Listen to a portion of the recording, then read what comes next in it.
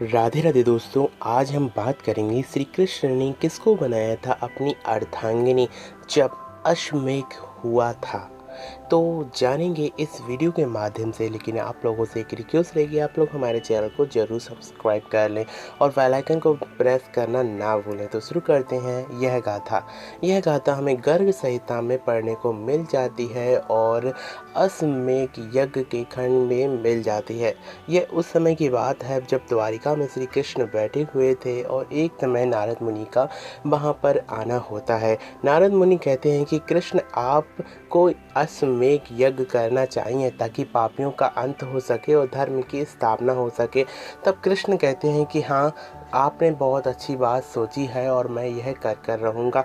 तब नारद मुनि कहते हैं कि लेकिन अश्वमेघ यज्ञ में अपनी अर्धांगिनी को बैठालना होता है, यानी कि धर्म पत्नी को बैठालना होता है। लेकिन आपकी तो 16,108 पटरानियाँ हैं, तो आप किसको बैठा लेंगे?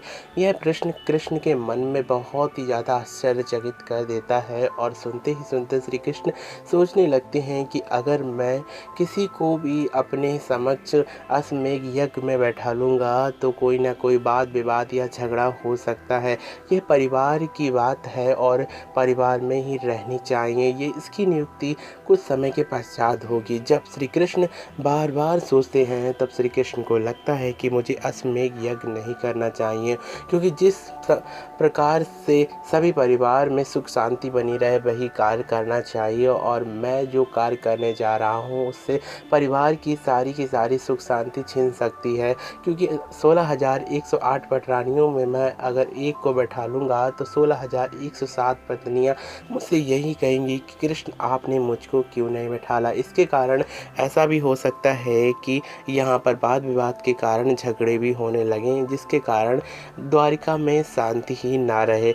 यह बात सुनने के पश्चात जब वह नारद मुनि को बताते हैं श्री कृष्ण, और वह श्री कृष्ण कहते हैं कि मैं अश्वमेघ यज्ञ नहीं कर सकता हूँ, क्योंकि मेरी 16,108 पत्नियाँ हैं और मैं सभी को बराबर से प्रेम करता हूँ, किसी को कम किसी को छोटा नहीं सोचता हूँ। यह बात को सुनते हुए नारद मुनि कहते हैं कि तो पापियों का अंत कैसे होगा? अश्वमेघ यज्ञ नहीं किया गया तो कैसे क्या होगा? तब श्री कृष्ण कहते हैं कि फ़िलहाल मैं नहीं करूँगा, क्योंकि इससे हमारी पत्नियों के बीच में मतभेद होगा और मैं ऐसा कर नहीं सकता हूँ, क्योंकि मैं सभी से बराबर का प्रेम करता हूँ। यह बात को सुनते हुए वहाँ पर बलराम आते हैं और कहते हैं कि जब मेरा भाई ही नहीं करेगा अश्वमेघ यज्ञ तो मैं भी नहीं करूँगा। वैसे मैं तो बैठ जाता और मेरी तो एक ही पत्नी है और इसके लिए मैं भी बैठ सकता था, लेकिन जब मेरा भाई ही नहीं बैठेगा इस यज्ञ में तो मैं भी नहीं बैठूँगा। तब नारद मुनि कहते हैं कि कोई नहीं बैठेगा तो अश्वमेघ यज्ञ होगा कैसे? और अश्वमेघ यज्ञ हुआ नहीं तो पापियों का अंत कैसे होगा? तब श्री कृष्ण कहते हैं कि हमारे राजा जो उग्रसेन जी हैं, उनकी पत्नी भी एक है और वह भी समृद्ध राजा है और इस द्वारिका में भी हैं।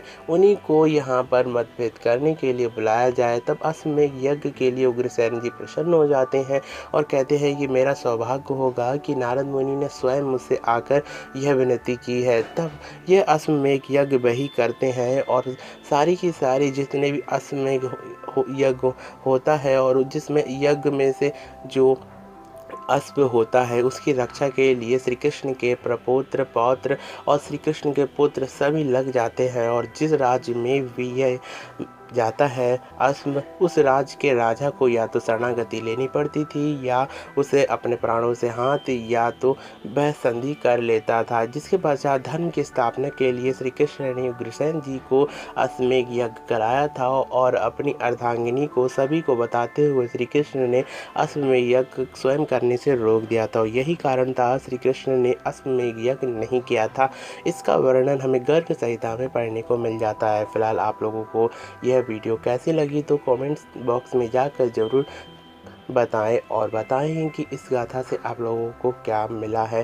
फिलहाल आपको हम बता दें, अष्टभार्याएँ भी श्री कृष्ण की ही अष्टभार्याएँ थीं और उनमें से भी किसी को अगर श्री कृष्ण अर्धांगिनी बनाते तब उसमें भी मतभेद हो सकता था। श्री कृष्ण हमें यह शिक्षा देते हैं कि जिसमें परिवार की सुख शांति बनी रहे वही कार्य करना चाहिए, चाहे उसमें हमारा कल्याण छुपा हो या ना छुपा हो, लेकिन परिवार की सुख समृद्धि के लिए हमें वही कार्य करना चाहिए जिसमें परिवार सुरक्षित सुखमय का वातावरण का पालन कर सके। तो फिलहाल इस वीडियो में इतना ही। Thank you for watching this video and Radhe Radhe.